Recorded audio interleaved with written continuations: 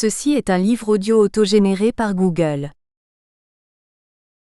Introduction. Depuis le milieu du XXe siècle, les villes des États-Unis et d'Europe sont soumises à d'importants changements tant au plan démographique, économique que politique. Parmi ces mutations, la migration massive vers les périphéries est l'une des plus manifestes. L'un de ces produits est l'avènement de Rurbania, dernier avatar de l'extension de la ville dans l'espace rural.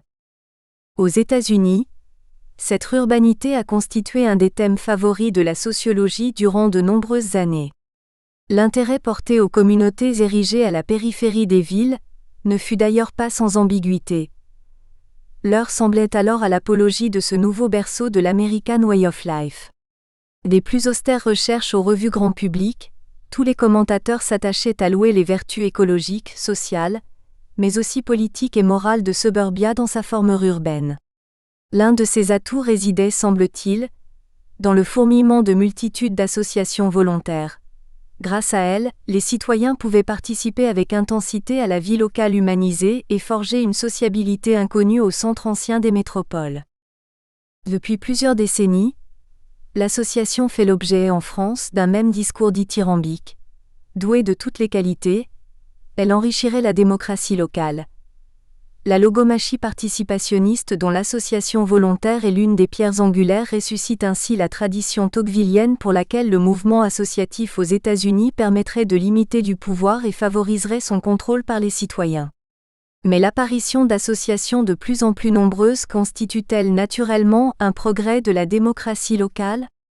En milieu urbain, le réseau associatif ne serait-il pas au contraire un instrument nouveau d'articulation et de légitimation du pouvoir et chaque association, un organe de transmission remplaçant d'anciens relais inadaptés aux conditions des rapports périurbains ?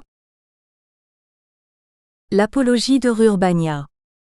L'idéologie urbaine s'enracine dans un ensemble complexe de politiques et de valeurs réunies pour que s'accomplisse un rêve. La campagne à la ville, faute d'oser imaginer l'inverse. Une part de l'histoire moderne des cités repose sur ce mythe. Le mouvement centrifuge de la population vers la périphérie des villes a été un des traits dominants de l'urbanisation aux États-Unis, depuis la Seconde Guerre mondiale. Le développement démographique des métropoles s'y est exercé exclusivement dans les anneaux suburbains. Les causes de cette forme d'urbanisation demeurent controversées, mais pour nombre de sociologues américains, le lien entre le développement des modes de transport rapides et individuels et la suburbanisation serait évident. Certes, les inventions technologiques en matière de transport purent favoriser ce processus migratoire intra-urbain, mais seule la combinaison de ce facteur avec d'autres variables de l'environnement socio-économique et politique permet de rendre compte de la dimension nouvelle des formes urbaines.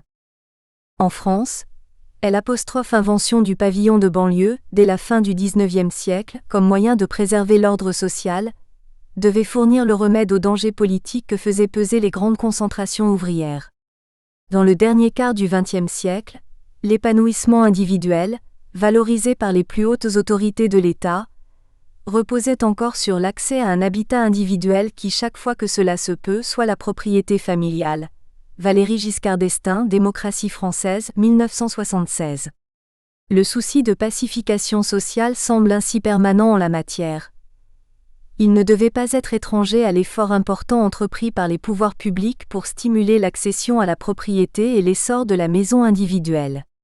C'est dans cette diffusion de la solution libérale et individualiste du problème du logement que transparaît déjà la dimension politique du processus de rurbanisation. Alors que l'espace de la métropole est avant tout un système de production économique et sociale, Rurbania semble en être l'une des nouvelles représentations idéologiques.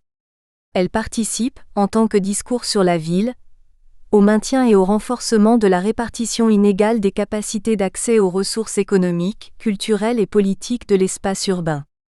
Grâce à la fragmentation socio-spatiale qu'elle présuppose, la suburbanisation s'accompagne en effet de la promotion et de la perpétuation d'un système de distribution inégale, dont le pouvoir municipal ne constitue qu'un arrangement institutionnel.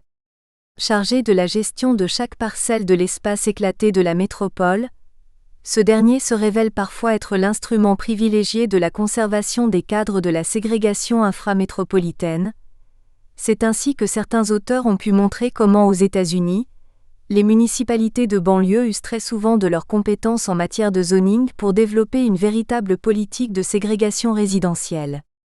La structure décentralisée du pouvoir métropolitain favorise outre-Atlantique ce maintien de privilèges inégaux, sans doute à un degré plus élevé que dans n'importe quel autre pays occidental. L'urbanisation y a provoqué une irrémédiable ségrégation spatiale de la société. Si le progrès des moyens de communication, l'augmentation du niveau de vie de certaines couches de la population et les politiques nationales et locales de logement ont favorisé le déplacement de catégories sociales spécifiques vers la périphérie des villes, le développement spectaculaire des communautés aires urbaines ne peut être réduit au simple effet d'innovation technique ou de mutation purement économique. L'attraction du mode d'habitat urbain et par conséquent, la séparation spatiale avec le centre de la métropole apparaissent aussi étroitement liées à une forme particulière de perception du statut social. La logique urbaine semble, de ce point de vue, soutenue par un large projet de ségrégation spatiale comme le suggèrent les écarts dans la répartition raciale de la population entre centre et périphérie des aires métropolitaines aux États-Unis. La banlieue n'est jamais socialement homogène et les suburbs ne sont pas similaires les uns aux autres. La stratification sociale traverse la périphérie des villes et sépare les communes suburbaines les unes des autres. Au fond, il n'y a que le mythe urbain, élément d'une stratégie de ville, pour parler d'homogénéité sociale et de nouveaux melting pots à la périphérie urbaine. Si seuls des suburbs peuvent être identifiés, si Rurbania n'existe que dans l'ordre du discours et ne constitue que l'objet non identifiable d'une parole sur l'espace, quelle est la finalité de ce nouveau discours sur la ville ? Certaines différences séparent sans doute les idéologies de la banlieue, développées aux États-Unis et en France. Elles ont cependant de nombreux points communs. Aux États-Unis, le discours sur Urbania s'est confondu avec l'affirmation d'un nouvel American Way of Life. Puisant dans le legs du ruralisme jeffersonien, il a constitué une tentative de compromis entre le rêve d'une relation pastorale de l'homme et de la nature, et les impératifs de la révolution industrielle. Dans les villes américaines, le XXe siècle allait progressivement rendre possible l'humanisation de l'urbain par la rencontre de l'habitat et d'un coin de nature, au travers de l'extension géographique des cités et l'apparition de nouveaux modes de transport. Ces opportunités pratico-matérielles d'une mutation des modes d'occupation de l'espace ont été très rapidement utilisées aux fins d'une large réorganisation des villes. La masse urbaine non spécialisée et mouvante de la cité de 1850 se transforma en un ensemble de zones aux fonctions spécialisées et, si possible, prédéterminées. On inventera le zoning. Le discours urbain est part de cette politique. Quintessence de l'Amérique urbaine, Suburbia dans sa forme urbaine est aussi devenue une dimension essentielle de l'histoire des villes en France, dans la deuxième moitié du XXe siècle. Le mode d'existence pavillonnaire s'y est imposé à une fraction croissante de la population. Les habitants de ces nouvelles zones périurbaines résident, pour beaucoup, dans des logements individuels qui constituent la majorité des chantiers de construction mis en œuvre chaque année. Ainsi, se réalise peu à peu le rêve d'une large majorité des membres de la classe moyenne. L'accession à la propriété d'une maison individuelle est assimilée à une amélioration de la qualité de vie et une promesse d'ascension sociale. Elle suppose un nouveau mode de consommation, du barbecue à la seconde automobile. Bien qu'il ne soit ainsi qu'une projection de rêves individuels, le mythe urbain ou pavillonnaire est bien réel, dans la mesure où il suscite des perceptions et influence des actions collectives. En ce sens, il est un produit social et prend corps dans une stratégie globale de la ville. Soutenu par ce que l'on a appelé une poussée de l'idéal rural, il reformule l'ensemble des formes des rapports sociaux et politiques locaux à partir d'une vision du pouvoir selon laquelle la communauté urbaine se caractériserait par la proximité de ses leaders, l'absence de conflits partisans et une participation maximale de ses membres au travers d'une multitude d'associations. C'est à ce point que le mythe rencontre un autre thème majeur du néolibéralisme urbain, la vertu démocratique du phénomène associatif. La célébration des vertus démocratiques de l'association. Des milliers d'associations se créent chaque année en France. Dans chaque quartier, commune ou région, le phénomène associatif connaît un développement continu, salué de toutes parts comme un enrichissement de la vie démocratique locale. Les associations apparaissent aux uns comme des contre-pouvoirs limitant et contrôlant l'action des élus et de l'administration. Venues de la France des profondeurs, SIC, elles fourniraient, selon d'autres, les occasions d'une mobilisation citoyenne revêtue des vertus de la démocratie. Que recouvre un tel enthousiasme unanime ? Le discours sur l'association prend largement son inspiration à la source tocquevillienne. Pour celle-ci, faut-il le rappeler, démocratie locale et organisation volontaire permettraient de combattre Léviathan. Mais la participation à la vie associative était aussi, pour l'auteur de la démocratie en Amérique, une condition fondamentale de la stabilité du régime politique. Elle était en effet le lieu d'apprentissage et de diffusion de l'idéal et de la pratique de la démocratie, l'instrument d'un jeu de checks et balances. Nombre d'observateurs ont souligné combien les associations jouent un rôle essentiel dans le système américain. Elles distribueraient du pouvoir sur la vie sociale parmi une très large proportion de la population, procureraient un degré de satisfaction à l'égard des processus démocratiques modernes et constitueraient un mécanisme favorisant le changement social. En France, la littérature politique salue également depuis longtemps d'une même voix, la participation citoyenne. Qualifiant les associations des institutions de service public ou d'utilité sociale, voire même de lieux de convivialité, le discours politique fourmille de propositions tendant à multiplier ces formes de contre-pouvoir. Les porte-paroles de la démocratie avancée et les idéologues de socialisme à visage humain ne divergent, à ce sujet, que sur des points de détail. Pour les premiers, le réveil de la participation territoriale, la découverte de nouvelles formes de participation spécialisée constituent des éléments essentiels de la doctrine de l'État civilisé, à condition, oublie-t-on de préciser, que les citoyens ne soient associés qu'aux décisions qui les concernent immédiatement. Pour les seconds, si les associations traditionnelles, comités des fêtes, associations sportives, ne sont souvent que des courroies de transmission sociale ou des institutions d'intégration, la naissance plus récente des comités de protection de l'environnement, associations de quartier, etc., serait porteuse d'espérance, une fois de plus démocratique. Baptisé sursaut baroudeur d'une société civile à l'agonie, révolution silencieuse, prise de pouvoir sans prise du pouvoir, le surgissement de ces organisations de base est-il à la mesure de l'enjeu qui lui est souvent attribué ? L'importance attachée aux élections dans la théorie politique du XIXe et du début du XXe siècle a été remplacée par celle attribuée aux groupes et organisations intermédiaires. Le pluralisme, auquel ce nouvel intérêt est particulièrement lié, reconnaît dans les associations des éléments essentiels de la démocratie locale. À travers elles, les citoyens participeraient plus pleinement à la construction des édifices sociaux qui affectent leur vie quotidienne. Qu'il soit dès maintenant permis d'exprimer sous forme de quelques questions, certaines raisons de ne pas, a priori, adhérer à tel enthousiasme.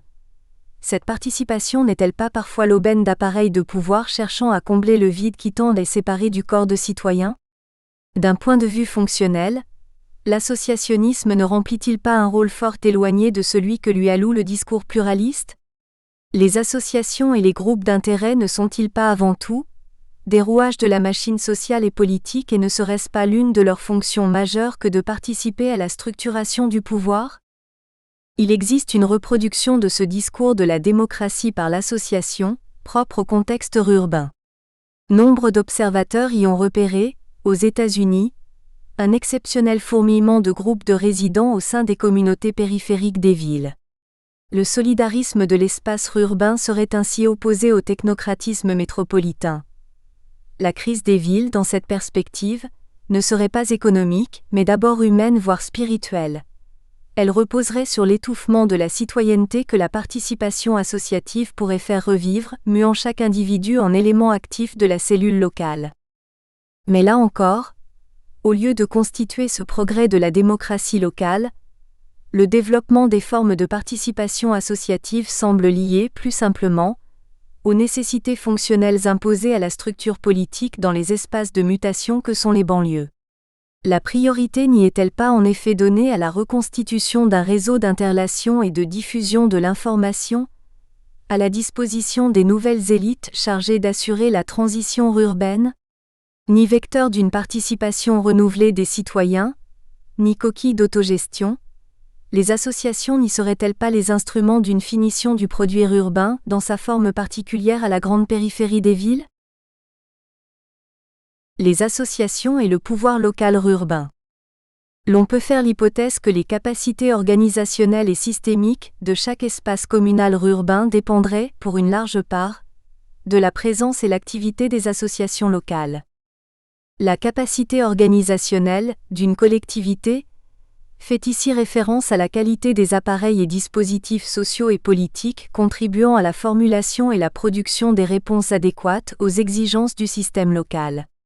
Par niveau organisationnel, on entend donc l'ensemble des différentes formes d'organisation et de fonctionnement de l'unité communale. Parmi elles, les mécanismes de décision tiennent une place privilégiée. Les modes de recrutement et de composition du groupe des leaders et des outputs de l'appareil municipal, réalisation, investissement et équipement, appartiennent également à cette dimension organisationnelle de l'espace local. La capacité systémique et fonction quant à elle, de l'aptitude à élaborer et maintenir de nouveaux procédés de contrôle social, les formes de communication et de médiation, les techniques de résolution des conflits internes ou secondaires, les modalités de relation avec le système environnant et les modèles idéologiques véhiculés par le groupe des leaders sont autant de facteurs de cette capacité. Par niveau systémique, on désignera donc l'ensemble des structures assurant la promotion de l'entité communale en système total. Comment les associations volontaires de localité participent-elles à l'actualisation de ces capacités? Tout d'abord, elles contribuent par définition à l'organisation de l'espace social local. Elles sont même parmi les points de repère les plus évidents de la photographie sociale des communes. La simple lecture de la presse locale fournit une multitude d'exemples quotidiens des interventions associatives. Celles-ci sont orientées vers telle ou telle action particulière, annonce d'une manifestation sportive, campagne pour le recrutement de nouveaux membres d'un club de théâtre, etc. Dans chacune de ces interventions spécifiques apparaît un maillon d'une chaîne organisationnelle de l'espace social de la commune.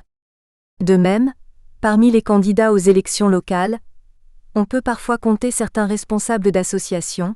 Ces dernières ont peut-être constitué un vecteur de leur ascension jusqu'aux portes du leadership politique. Par là encore, le réseau associatif constituerait un mode d'organisation de l'entité communale.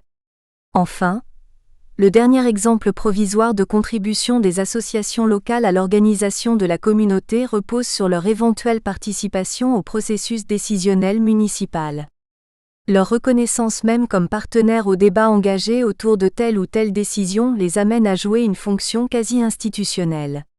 Cette participation des associations volontaires à l'identification organisationnelle de l'espace local urbain ferait part de leur contribution formelle à la structuration de cet espace.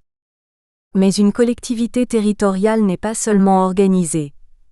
Elle est également système, dans la mesure où les éléments de son organisation sont étroitement interconnectés et où leurs interrelations lui fournissent une identité propre, fonction notamment des modes internes de communication et de résolution des conflits.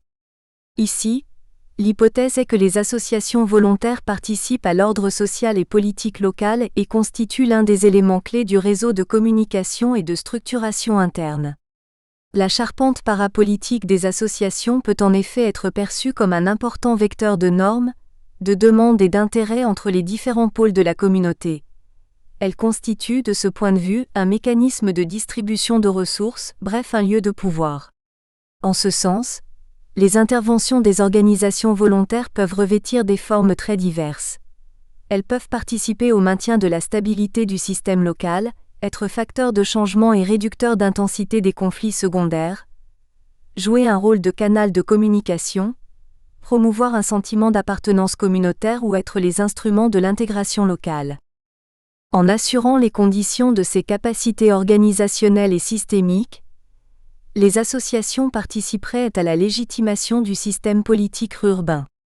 On a évoqué comment cette légitimation peut concerner l'ensemble des dimensions du système local de pouvoir, légitimation structurelle, personnelle, fonctionnelle. Un tableau sommaire permet de préciser quelles peuvent être les formes majeures de la contribution légitimante des associations volontaires de localité auprès de la structure de pouvoir de chaque commune. C'est en participant à une segmentation et animation communautaire, niveau organisationnel, que les associations fonctionnent comme élément de renforcement de la structure et de l'intégration de l'espace social, niveau systémique.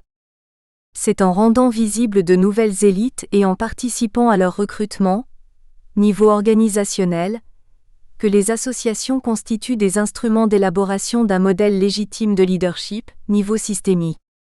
C'est enfin, en participant à différentes phases du processus décisionnel, niveau organisationnel, que les associations tentent à jouer un rôle de légitimation fonctionnelle par la résolution de conflits secondaires et la validation des politiques locales, niveau systémique.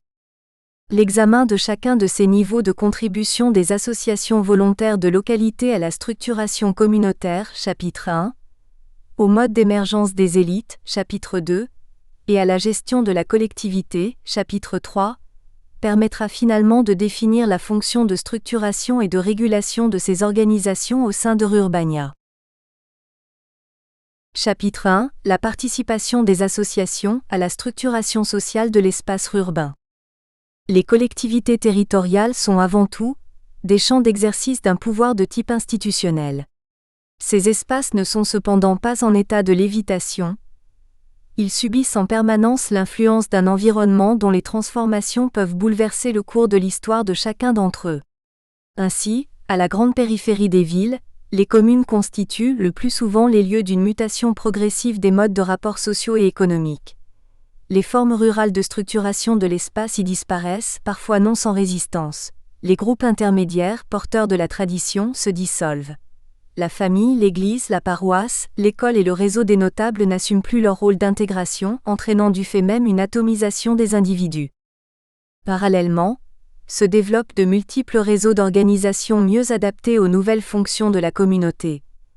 Le processus d'urbanisation tend alors à renforcer la structuration de l'environnement social de l'individu, tandis que la naissance de nouveaux agents d'intégration bouleverse les modes de relation dont le fondement n'est plus le voisinage, mais un ensemble de dépendances à l'égard des groupes formels. La fonction de structuration et d'intégration des associations s'inscrit, en milieu suburbain, dans le cadre de ces transformations. Elle repose sur une réorganisation des réseaux relationnels par segmentation et activation de la vie locale. Section A. Le renouvellement des cadres du contrôle social. Le mode d'habitat urbain, quasi exclusivement pavillonnaire, engendre un type particulier de formation sociale, dont l'homogénéité est l'une des caractéristiques. L'uniformité du paysage des aires urbaines frappe effectivement aux États-Unis l'ensemble des observateurs. La périphérie des villes y est un agrégat surprenant d'isotopies résultant de l'alignement d'habitations identiques, dont la monotonie n'est brisée que par les variations d'intensité de l'urbanisation. En France également, d'un lotissement à l'autre, un même modèle de pavillon semble inspirer de manière obsessionnelle les maîtres d'œuvre de l'habitat urbain. Pourtant, le profil des communes des agglomérations françaises et américaines ne confirme pas exactement l'image d'une société homogène qui sert parfois à décrire ces collectivités. Au-delà des apparences, toutes les communes urbaines ne sont pas identiques. Parmi les communes de la périphérie des villes, 3 catégories peuvent être distinguées. Les communes limitrophes. L'urbanisation y est ancienne et souvent très dense. Du fait de la rareté des surfaces encore constructibles, la croissance démographique y est maintenant en général faible voire négative. Les communes satellites. Plus éloignées des villes-centres, elles sont en France de gros bourgs anciens autour desquels se sont greffés de grands lotissements de construction individuelle et quelques zones artisanales ou industrielles. Leur développement a été rapide. Elles rassemblent aujourd'hui une population relativement nombreuse mais conservent le plus souvent un noyau de ruraux. Aux États-Unis, les towns plus excentrés se sont développés également à un rythme élevé. Malgré un grand éloignement de la ville-centre, elles ont été confrontées à un fort support résidentiel et par conséquent à des problèmes d'adaptation structurelle particulièrement aigus, aggravés parfois par les convoitises des promoteurs immobiliers. Les communes urbaines. La dernière étape de la suburbanisation a pour cadre de petites communes dont la population demeure autour de 5000 habitants. Malgré leur développement récent et parfois brutal, la densité de population de cette rural urban fringe reste souvent plus faible.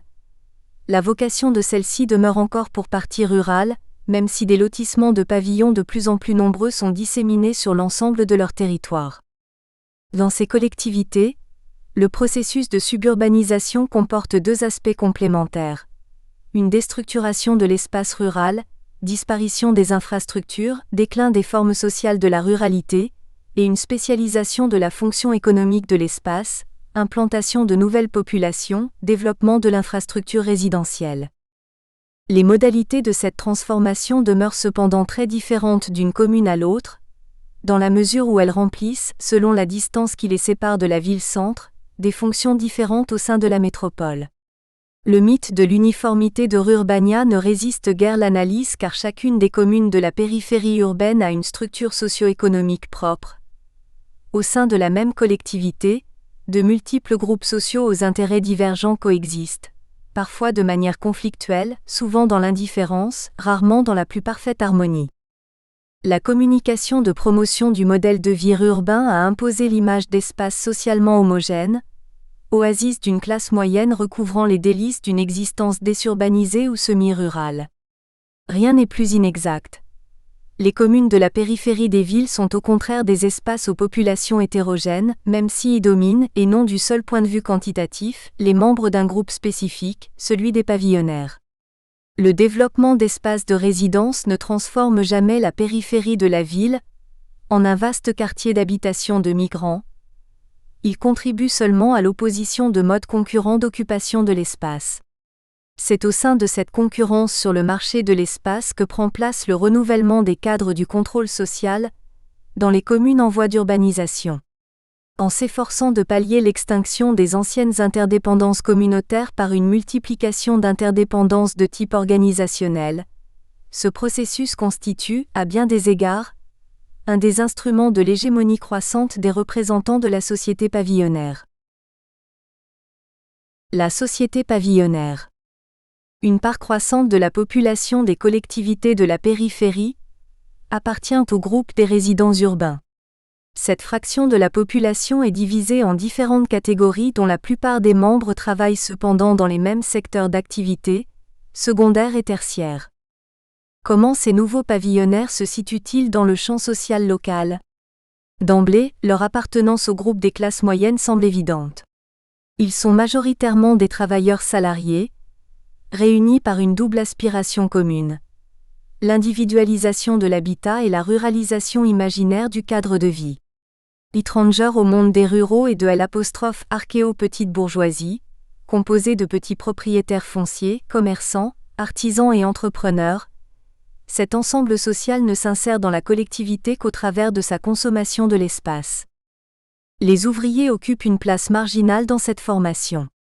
Si certains appartiennent aux couches nouvelles et participent au processus de déconcentration de la ville, grâce aux modalités attractives de l'accession à la propriété, d'autres sont enracinés depuis fort longtemps dans la tradition rurale des communes de la périphérie. Employés dans les entreprises du bâtiment par exemple, ils constituent un noyau traditionnel de la population rurale et sont, de ce fait, absents du champ social des pavillonnaires. Employés, cadres et membres de professions libérales forment en revanche les composantes caractéristiques de la large classe moyenne qui s'impose progressivement comme groupe dominant. L'évolution de la structure sociale de deux collectivités françaises et américaines durant les dernières décennies permet de mesurer tout à la fois l'hétérogénéité de la population de ces espaces et le poids du groupe des classes moyennes.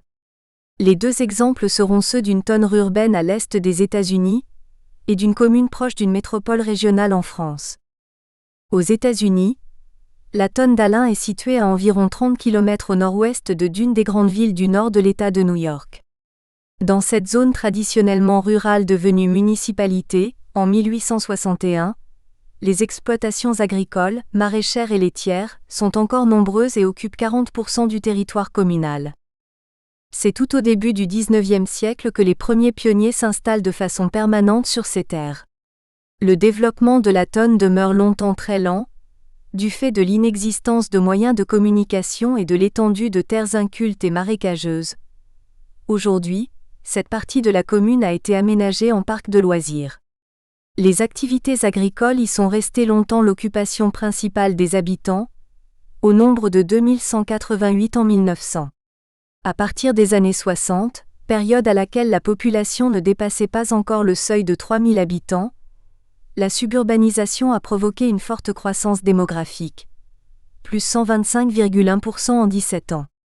La population est quasi exclusivement composée de blancs, 98,6%, souvent jeunes, 41,7% des habitants ont moins de 20 ans, 34,5% entre 20 et 44 ans. Près de 10% de la population active travaille toujours dans l'agriculture. Les cadres supérieurs et membres de professions libérales habitant cette commune se sont regroupés dans l'étroite zone de villas luxueuses qui entoure un yacht club et une marina, sur les rives du lac tout proche du centre de la Tonne. Pour le reste, 94% des habitations sont des pavillons individuels, répartis de manière éparse, le long des axes routiers qui découpent en grandes parcelles le paysage d'Alin. Cette Tonne est, à bien des égards, une localité caractéristique des périphéries des villes des États-Unis. Le commerce est totalement orienté vers la consommation suburbaine. Shopping malls, services d'entretien automobile et entrepreneurs de construction constituent l'essentiel de l'armature de commerce et de services. Aucune industrie ne s'est implantée dans la localité, alors que le déclin de sa vocation agricole accompagne l'urbanisation. Les causes de cette disparition sont multiples et conjuguées. La spéculation croissante sur le prix des terrains constructibles, l'augmentation de la pression fiscale sur la propriété accompagne la diminution des surfaces exploitables, une absence d'investissement en équipements productifs, le regroupement des exploitations et le départ de nombreux agriculteurs. En France, à la limite d'une grande agglomération de l'Ouest, la commune de Bellon est dotée d'un vaste territoire de 27 km² et appartient à une ceinture de communes de la périphérie éloignée d'une dizaine de kilomètres de la ville-centre. Son urbanisation a donné lieu au doublement du nombre de ses habitants en 20 ans.